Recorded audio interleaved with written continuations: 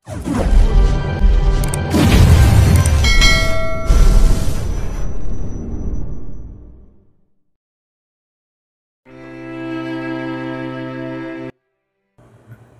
mula sa kumpanya sila Kimberly at Aliyah. Bumaba sila ng kotse ng kanyang sekretarya sa hindi kalayuan upang tignan ang tirahan ni Almon Reyes. May picture din na ipinadalang investigador na kilala ni Joshua.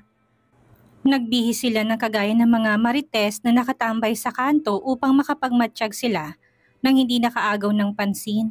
Sarado ng isip ni Luis pagdating sa kinalakihang pamilya. Ngunit hindi siya mapakali. Pakiramdam niya ay may malaking gulo kapag hindi siya kaagad kumilos. Masama ang kanyang kutob. Naglakad-lakad sila sa kalsada hanggang makarating sa tapat ng bahay ni Almon. Nasa harap ito ng bahay at nagkakape. Tinignan niya ang cellphone na may larawan nito. Ito nga ang kinilalang ama ni Luis. Napansin niyang pamilyar na sasakyan sa hindi kalayuan. Ang kotseng sinasakyan niya na minamaneho ni Anthony. Bakit nandito si Anthony? Nagkubli sila ni Aliyah sa mayabong na halaman. Lumabas mula sa loob ng bahay si Anthony. May dala itong isang tasa ng kape. Hinila niya si Aliyah pabalik ng sasakyan. May nakasalubong silang dalawang babaeng nag-uusap. "Betchay, andyan ang crush mo si Nelson. Dumating, dinadalaw ang tatay niya." Anang isa.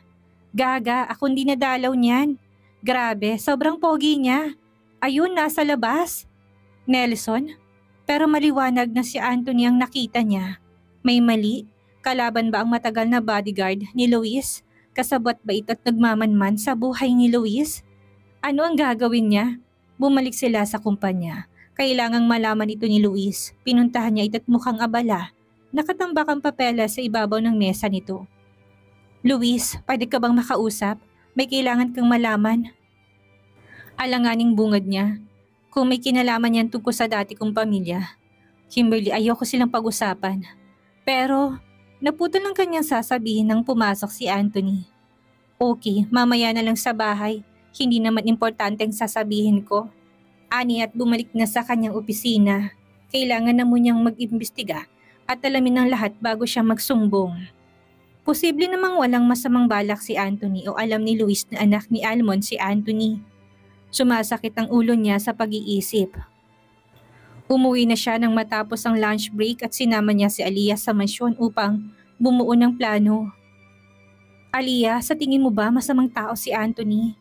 Mahirap po na magsalita. Pagdating ko po sa Unicorn Marketing Agency ay personal bodyguard na siya ni Sir Luis. Wala po tayong sapat na ebidensya." "Tama, mangalap na muna tayo ng ebidensya. Kausapin mong investigador at magmanman kayo ni Almon Reyes at kay Anthony." Kinabukasan muli siyang dumaan sa simbahan at saktong oras na madalas din itong nagpupunta. Umaasa siyang babalik ang babae. Nagpahintay siya kay Anthony sa labas. Nagsisikip ang dibdib niya kapag nakakasamang bodyguard. Hindi na palagay ang kanyang kalooban. Hindi naman siya nabigo dahil lumitaw ang babae tumabi sa kanya. "Ano, napatunayan mo na ba na buhay si Almon?" "Hindi na ako magpapaligoy-ligoy pa. Sino po si Anthony na nagtatrabaho bilang bodyguard ni Luis? Kasapakat siya ng pasimuno ng lahat. Kung totoong gusto niyo pong tumulong, ay sasabihin niyo kung sinong pasimuno na lahat ng ito nang maipahuli sa pulis." Hindi kumibong matanda. "Si Don Marcelo po ba? Nakakulong na ito kaya wala na itong magagawa pa. Ngunit malaya pa rin ang anak nito at alamin mo rin kung totoo nga bang nakakulong si Marcelo. Malakas ang taong nasa likod nito. Hindi siya basta-basta makukulong kung wala kayong matibay na ebidensya. Nakahanda po ba kayong maging witness kung sakali? Bago pa ako makarating sa korte, mauna ako ibaon sa lupa kaya hindi ako pwedeng maging saksi." Bubuka pa sana ang bibig niya upang magtanong na matanaw niya sa gilid ng mata si Anthony. Tumayo na siya at lumabas ng simbahan. Kinagabihan, hindi na siya makatiis. Kakausapin niya si Luis. Tapos na silang kumain ng hapunan. Napatulog na rin niya si Baby Jacob. Napatingin siya sa mga tao sa paligid nila. Ilan kaya sa mga ito ang kasapakat ng taong tinutukoy ni Amelita? Hindi sila safe sa kanilang sariling tahanan. "Luis, pwede ba tayong mag-usap?" "Mamaya na, may gagawin na muna tayo." Malambing nitong sabi, niyakap siya ng asawa at hinalikan sa labi. "Seryoso ako, Luis. Anong gusto mong sabihin?" "Nakita ko si Anthony sa bahay ni Almon Reyes. Hindi totoong patay ang kinilala mong ama." Kimberly, anong ginagawa mo at bakit ka umaalis ng walang paalam? Makinig ka na muna sa akin. Hindi ko sinasabing paniwalaan mo ko, pero kailangan mo mag-imbestiga. Unahin mo si Anthony. Si Don Marcelo, nakakulong nga ba to? Si Fabian, nasaan? May mga taong nagkaka-interes sa yaman ng mga Moya. Kaya Melita, pumalatak si Luis. Saan mo nakukuha ang impormasyon na yan? Gumuhit ang pag-alala sa mukha ni Luis. Sa lahat ng tao, hindi mo siya dapat paniwalaan. Sinungaling ang babaeng yun. Magpaimbestiga ka muna sa ibang tao. Kung nagsisinungaling nga si Amelita, edi mainam. Pero malakas ang kutob ko na totoo ang mga sinasabi niya. Okay, susundin ko mga sinasabi mo. Pero tigilan mong pag-alis ng walang bodyguard. Baka mapahama ka. Ikuha mo ko ng ibang bodyguard. Palitan mo na si Anthony. Okay, Kimberly. Mangako kang hindi ka kikilos nang hindi ko nalalaman. Baka mapahama ka. Papaimbestigahan ko mga taong sinasabi mo. Niyakap niya ang asawa. Luis, natatakot ako. Huwag kang matakot. Nandito ako. Kung kinakailangang harapin ko ang nakaraan para maprotektahan ka at ang pamilya natin ay gagawin ko.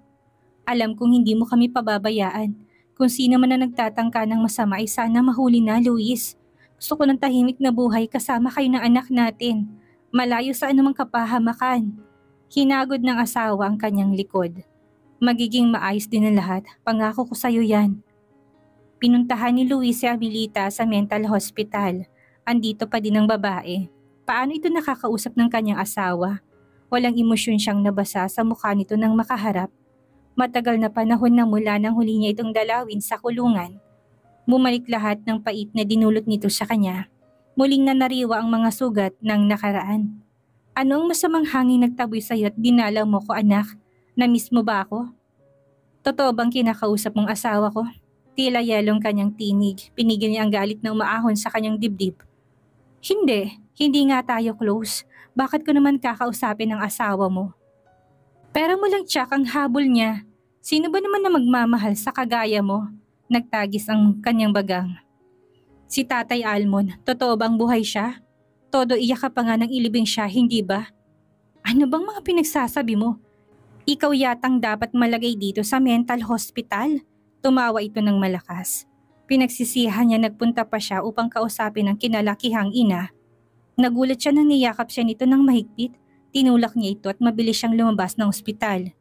Kailangang makausap niya si Kimberly.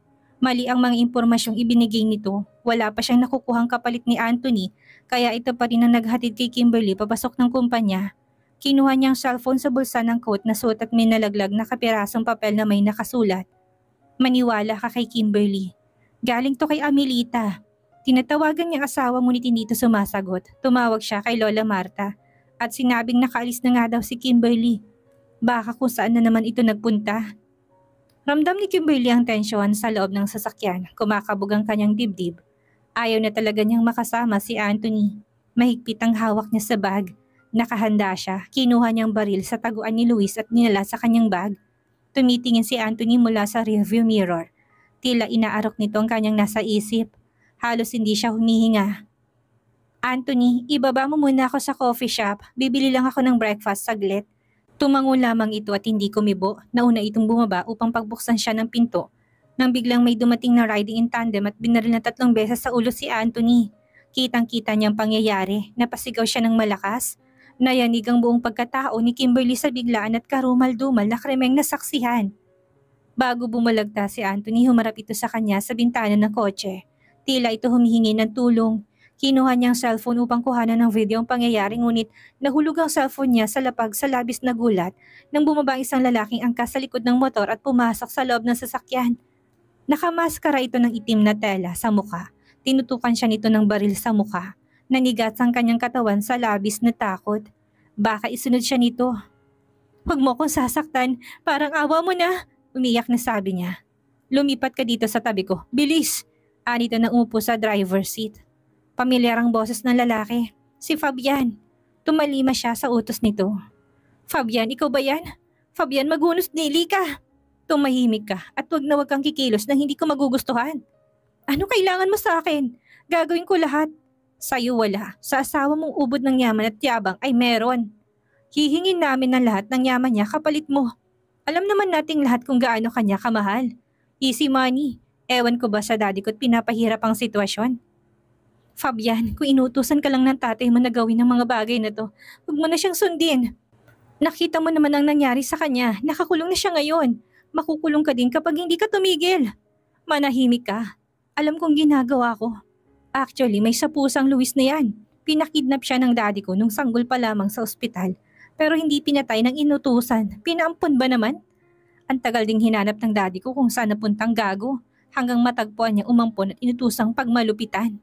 Pinapadala sa mga magulang ni Luis ang videos para pasakitan ng mga moya. Well, I must admit that was a clever idea. Bakit mo sinasabi sa akin ang lahat ng yan? Para lang may idea ka kung gaano namin gustong makamkam ang yaman ng mga moya. Matagal na itong laban na ito, kaya dapat nang tapusin. Nakakapagod nang makita kayong masaya. Inip na ako sa trabaho ng daddy ko. Ako nang tatapos. Nakita niyang kinuha nitong cellphone sa bulsa. Ni-loudspeaker nitong pagtawag kay Luis. Huwag kang magkakamali ng galaw dyan at papatayin talaga kita. Banta nito sa kanya. Sumagot si Luis sa tawag. Hello, sino to? Ang mahal mong stepbrother na kasama ang mahal mong asawa. Luis, huwag ka makikinig kay Fabian. Sigaw niya. Isa pang galiwat salita mo, ipuputok ko tong baril sa ulo mong leche ka. Fabian, pakawalan mo si Kimberly. Tayong dalawa ang may problema. Tayong magtuos. Makinig kang mabuti sa sasabihin kung tarantado ka. Ihanda mong papeles na may pirma mo na nagbibigay na lahat ng shares mo sa Unicorn Marketing Agency, pati ang titulo ng mansyon at ang halagang 50 bilyong piso. Bumawas ka lang ng savings mo. Kung hindi mo yan may bibigay hanggang bukas ng umaga, papatayin ko si Kimberly. Tila ito demonyo sa kanyang paningin. Ibibigay ko lahat ng hinihingi mo. Siguraduhin mo lang naligtas ang asawa ko. Huwag mo siyang sasaktan. Sinabi ko lang sa'yo, ibalik mo sa akin si Kimberly nang walang galos. Ako ang papatay sa'yo kapag may nangyari sa asawa ko. Habang abala si Fabian sa telepono, ay napansin niya na sa tulay sila ng isang ilog. Alam niyang hindi sila hayaang mabuhay ni Fabian at ni Don Marcelo kahit pa ibigay ni Luis ang mga hinihingi nito. Kung mahuhulog sila sa ilog ay may pagkakataon siyang makatakas. May papakulong nila ang mag-ama. Magaling siyang lumangoy. Oo, mahal kong kapatid, marunong akong tumupad sa pangako. Maghintay ka ng tawag ko mamaya kung saan tayo makikita at kung anong. Hindi na ito naituloy ang sasabihin dahil kinabig niyang manibela tinapakan ng gas ng todo dahilan upang mahulog sila sa ilog at masira ang barrier. Isang malakas na sigaw ang lumabas sa kanyang bibig bago niya nadinig ang matinding pagbulusok ng sasakyan sa ilalim ng ilog. Nabitawan ni Fabian ang baril. Binuksan niya ang pinto ng sasakyan upang makalabas. Bago pa makarating sa ilalim ng ilog ang kotse, maitim ang tubig at mabaho. Halos wala siyang maaninag. May kamay na humila sa kanyang isang paa. Nagpanik siya ngunit pinagsisipa ang kamay upang mabitawan siya. May naramdaman siyang tila tumama sa kanyang tiyan na bakal. Malamang ay parte ito ng nasirang sasakyan. Nakaramdam siya ng matinding kirot. Nasugatan siya. Pinilit niyang makarating sa ibabaw ng tubig dahil kinakapos na siya ng hininga. Ayaw pa niyang mamatay. Lalaban ulit siya para sa mga taong mahal niya. Samantalay natuntunan ni Luis ang kinaroroonan ni Kimberly dahil sa tracking device sa cellphone nito. Isang sigaw at malakas na ingay ang huli niyang nadinig. Kumakabog ang kanyang dibdib. Halos magkasunod lamang sila ng sinasakyan nila Fabian at Kimberly. Napansin niyang madaming taong negosyoso sa gilid ng tulay. Sinalakay siya ng matinding pangamba sa dibdib. Ano nangyari? Tanong niya sa mga tao. Boss, may kotseng puting nahulog sa ilog ngayon lang. Saan gawi? Tinuro ng lalaking saktong kinahulugan ng sasakyan ni Kimberly. Bumubula pa nga to. Tumawag kayo ng pulis. Aniya sabay talon sa ilog. Kasunod ang iba pa niyang bodyguards na tumalon din upang tumulong sa rescue. Maitim ang tubig, wala siyang matanaw sa ilalim. May naramdaman siyang gumagalaw sa mas malalim na parte. Sumisid siya, nakita niyang sasakyan ngunit wala si Kimberly. Kahit si Fabian wala din sa loob. Muli siyang lumangoy, kailangang makita niyang asawa. Habang lumilipas ng ilang minuto ay lumilit ang pag-asang buhay pa ito. Muli siyang umibabaw upang kumuha ng hangin. Babalik siya sa ilalim. Pagbalik niya ay bumangga ang katawan niya sa isa pang katawan. Si Kimberly, wala na itong mali at hindi na ito humihinga. Agad niya itong dinala sa gilid ng ilog, mabilis siyang nagsagawa ng mouth-to-mouth resuscitation. Tinaas ng ulot baba ni Kimberly. Binugahan niya ng hangin sa bibig ng 2 beses at sinundan niya ng 30 chest compressions. Naghahalo ng tubig at luha sa kanyang mukha. Hindi niya hayaan na mawala si Kimberly sa kanya. Inulit niya ang proseso ng CPR. Humahagulhol na siya habang tinatawag ang pangalan ng asawa. Laking pasasalamat niya na madinig ang ubo ni Kimberly at ilabas nito ang tubig na nainom. Niyakap niya ito ng mahigpit. Salamat sa Diyos at buhay ka, Kimberly. Dumating ang rescue at ambulansya. Nahuli ng kanyang bodyguard si Fabian. Sinalubong to ng mga pulis. Dumaan ito sa kanilang harapan. Hindi pa tayo tapos, kapatid ko. Magtutuos pa tayo. Mayabang nitong sabi. Sinuntok niya ito ng malakas sa muka. Umawat ang mga pulis. Ngunit naagaw nitong baril ng isang pulis at tinutok kay Luis. Ipinutok nitong baril sa kanya, huli na upang umiwas. Tumama ang bala sa kanyang dibdib. Ang huling nadinig niya ay ang malakas na sigaw ni Kimberly na tumatawag sa kanyang pangalan. Kinuha ng asawang kanyang ulo at pilit siyang ginigising. Sinubukan niyang itaas ang kamay upang abutin ang mukha nitong hindi na niya maaninag. Kinakain na ang kanyang kamalayan ng dilim. Gusto niyang sabihin na mahal niya ang asawa at anak, pero hindi na niya maibuka ang kanyang bibig. Isinugod ni Kimberly sa ospital si Luis. Madami siyang karanasan na muntik na siyang mamatay pero hindi pa siya natatakot ng ganito sa buong buhay niya. Hindi niya alam kung paano mabuhay nang wala si Luis. Panay ang dasal niya na iligtas sa kapahamakan ng asawa. Patuloy ang agos ng luha sa kanyang mga mata. Napasandal siya at napaupo sa lapag. Nagsisikip ang dibdib niya. Hindi na niya ininda ang sugat sa kanyang tiyan. Ganun palang tunay na pag-ibig, mas importante kaligtasan ng taong minamahal. Kung maaari lang ay mas pipiliin niya na siya na lamang ang nasa kritikal na kondisyon ngayon kapalit ni Luis. Ilang oras na siya sa ganong ayos nang dumating si Lola Marta. Agad siya nitong niyakap at tinayo. Umupo sila sa upuang bakal. Lola, sana po'y makaligtas si Luis. Humahagulhol niya sabi. Huwag kang mag-alala, lalaban si Luis para sa atin. Hinagod ng matandang kanyang likod. Maya-maya pa'y umiyak na din ito. Lumabas ang doktor matapos maalis ang bala sa katawan ni Luis. Tapos na po ang operasyon. Ngunit under observation pa po ang pasyente. Hintayin po natin na magising siya. Medyo delikado pong tama ng bala sa kanyang dibdib. May mga ugat pong napinsala. Hindi na niya mabilang ang paulit-ulit niyang dasal para sa kaligtasan ni Luis. Ngayon ay nakaupo siya sa tabi nito at nakahawak sa kamay ng asawa. Binubulong niya dito kung gaano niya ito kamahal, na hindi niya kayang mawala ito, na lumaban ito para sa kanilang pamilya, na madami pa silang gagawin bilang mag-asawa, nagagawa pa sila ng maraming anak, na hindi niya ito makakalimutan simula nang makilala niya nung gabing binayaran siya nito, na mahal niya ito ng higit pa sa buhay niya. Ang dami pala niyang hindi pa nasasabi dito. Sana'y magkaroon pa siya ng pagkakataong masabi lahat ng gusto niyang sabihin. Humihikbi siya ng tahimik. Ang tanging madidinig sa loob ng kwarto ay ang heartbeat monitor. Nakatulog na siya sa pag-iyak. Nagising siya na mag-alarm ang monitor para sa vital signs ni Luis. Nag-flat ito kaya nagtakbuhan ng doktor at nurse sa kwarto ng asawa. Pinalabas siya ng nurse. Tila nalaso ng kanyang katawan at unti-unting kumakalat sa buong sistema niya. Tumigil sa pagtibok ang puso ni Luis. Gusto niyang sumigaw ngunit walang lumalabas sa kanyang bibig. Sinusubukang i-revive ng doktor si Luis. Nagsagawa ito ng CPR ngunit nanatiling walang tibok ang puso ni Luis. Nakita niya ng gamitan ng defibrillation ang asawa. Umaagos ang masaganang luha sa kanyang mga mata. Hindi niya kayang mawala ang lalaking pinakamamahal. Pero kung hanggang dito na lamang ay tatanggapin niya. Pinikit niyang mga mata, hindi man matagal ngunit naging napakasaya ng mga araw na pinagsaluhan nilang dalawa. May anak naman siyang mamahalin at magpapaalala dito. Muling tumaas ang flight line sa monitor. Tumibok na muli ang puso ni Luis. Napakalaking pasasalamat niya sa Diyos. Sabay siyang tumatawa at umiiyak. Binantayan niya si Luis magdamag. Hanggang kinabukasan, hindi pa rin ito nagigising.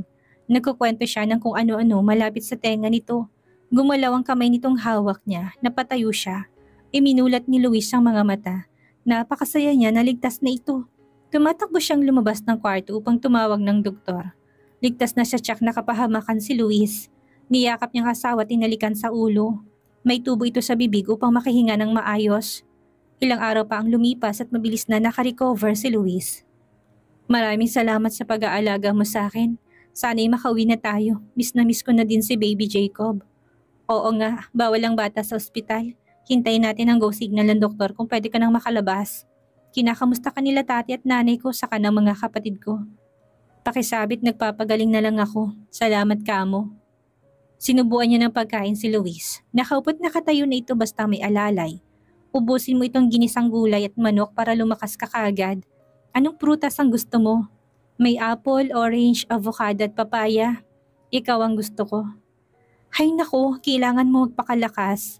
Kung ganoon, natatawa niyang sabi. Kinabig siya nito tinalikan sa labi. Gumanti siya ng halik. Miss na din niya ang halik nito. Inawat niya ito na nag-umpisa ng gumapang ang kamay sa kanyang katawan. Hoy, sariwa pang sugat mo. Malayong sugat dito. Kinuha nitong kanyang kamay at tinapat sa matigas nitong pagkalalaki. Bastos ka pa din talaga, natatawa niyang sabi. Ngunit naramdaman niyang kumibot din ang kanyang pagkababae sa isiping muli niyang aangkinin ng isa't isa. Punta tayo sa banyo. Mabilis lang. Bulong nito sa kanyang tenga at marahan tong dinilaan. Kinilabutan siya sa kiliti. Kumawala siya dito. Sira, baka mamaya dumugo yung sugat mo. Magpagaling ka na muna kung gusto mong makatikim ulit. Pwede namang ikaw lang ang gagalaw. Ang kulit mo. Ani ang nakatawa pa rin. Tumigil lang ito sa pangungulit nang dumating si Lola Marta at may kasama ito sa likurang nakayuko. Si Amelita. Kamusta ka na Luis? May gustong dumalaw sa'yo. Gusto kang makausap ni Amelita, sabi ni Lola Marta. Naging formal at matigas ang anyo ni Luis pagkakita sa nagpakalaking ina. Ayoko makausap ang kahit na sino sa ngayon. Gusto ko na muna magpagaling ng lubusan. Luis, mas mainam kung hindi lang katawan mong magpapagaling. Pati kundi ang iyong puso, ilang beses siyang dumadalaw sa'yo para kamustahin ka. Lakas loob na sabi niya sa asawa. Iniwan nila si Amelita at Luis nang makapag-usap. Luis, patawarin mo ko sa mga kasalanang nagawa ko sa'yo. Alam kong hindi na mabubura ng paghingi ko ng tawad ng lahat ng sakit na dinulot ng pagmamalupit ko sa'yo. Patawarin mo ko dahil naging duwag ako. Nanatili lamang si Luis na nakikinig sa kinilalang ina. Nung una kang ipaampon sa akin ay tuwang-tuwa ako. Inalagaan kita na parang sa akin galing. Wala akong plano mag-asawa kaya masaya akong dumating ka sa buhay ko. Sinungaling ka. Wala akong naalalang pagkakataon na naging mabait ka sa akin. Palagi mo akong sinasaktan. 1 hanggang 2 taon madalas tayong magkalaro. Palagi kitang kargat kasama, ngunit nagbago ang lahat nang dumating si Don Marcelo. Tinakot niya akong kukuhanin ka sa akin kapag hindi ako sumunod sa utos niya. Sa takot ko malayo kay sumunod ako sa lahat ng pinapagawa niya kahit labag sa loob ko. May CCTV ang bawat sulok ng bahay natin. Hindi ko alam na pinapadala sa pamilya mo CCTV footage na pinagmamalupitan kita. Ayaw kong gawin ngunit wala akong magawa dahil sa huli tinakot akong papatayin kanila. Hindi ko alam kung dapat ba kitang paniwalaan o nagsasabi ka ng totoo. Pero wala na namang mangyayari pa. Tapos na ang lahat, hindi na natin may babalik pang nakalipas. Naiintindihan ko anak. Gayon pa man sana'y mapatawad mo ko sa ibang panahon. Maghihintay ako at handa akong tumistigo laban kay Don Marcelo para mabulok silang mag-ama sa bilangguan. Tumalikod na si Amelita. May bahagi ng pagkatao niyang gustong pigilan at yakapin. Ang taong nagpalaki sa kanya, ngunit inawat niya ang sarili. Hindi pa siya handa sa ngayon ngunit mas magana ang kanyang damdamin. Tila siya nabunutan ng tinik sa pag-usap nila ng kinilalang ina. Alam niyang sa sarili niya ay napatawad na niya ito. Matapos malagay ang buhay niya sa panganib ay madaming realisasyon na sumagi sa kanyang utak. Maikli ang buhay ng isang tao upang sayangin sa galit at puot.